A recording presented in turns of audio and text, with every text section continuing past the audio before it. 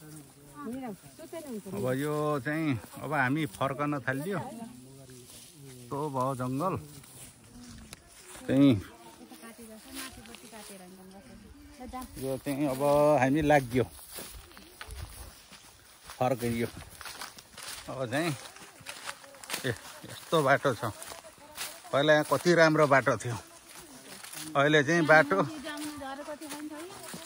यहाँ जामुन खान्थे, कटुस खान्थे। अहिले आउँदाखेरि यो बाटो हिँड्न डर लाग्न थाल्यो। अब हामी यो जङ्गल यात्राबाट सहर यात्रातिर हिँड्दैछौँ। यस्तो सहर छ यो, तर जङ्गल छ। ल हेर्नु गाईहरू हेर्नु होला, यो दृश्य ह्युज जङ्गलहरूको यस्तो छ अगाडि। अब यिनी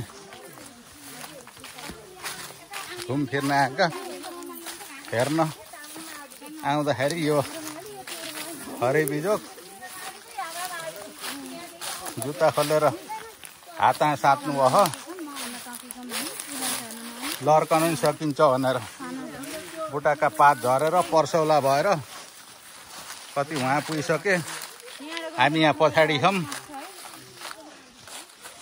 हिँड्न गाह्रो छ। धन्न झोला बोकेर आइन्छ।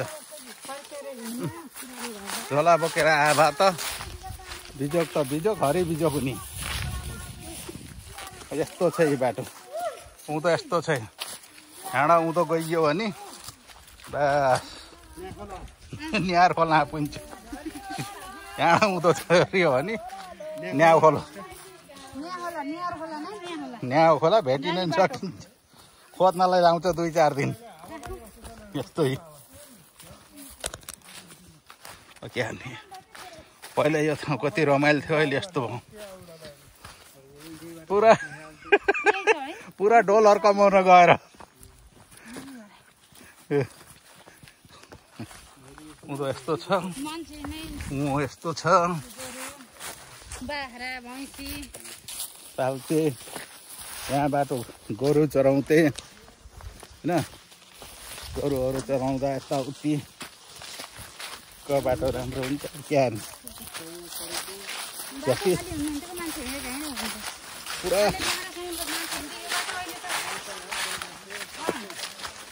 अहिले चाहिँ पुरो सम्म ठाउँ खोज्न थाले जनताले, सुविधा खोज्न थाले। त्यो सुविधा खोज्दाखेरि गाउँ रीति हो।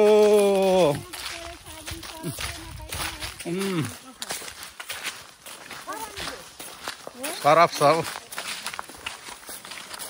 नपाइने गाउँको जडीबुटीको साबुन बनाएर कपडा धुने त्यो सिस्टम थियो। सबैलाई सुविधा चाहियो। पैसा ल गाडी हामीले पनि बिर्स्यो।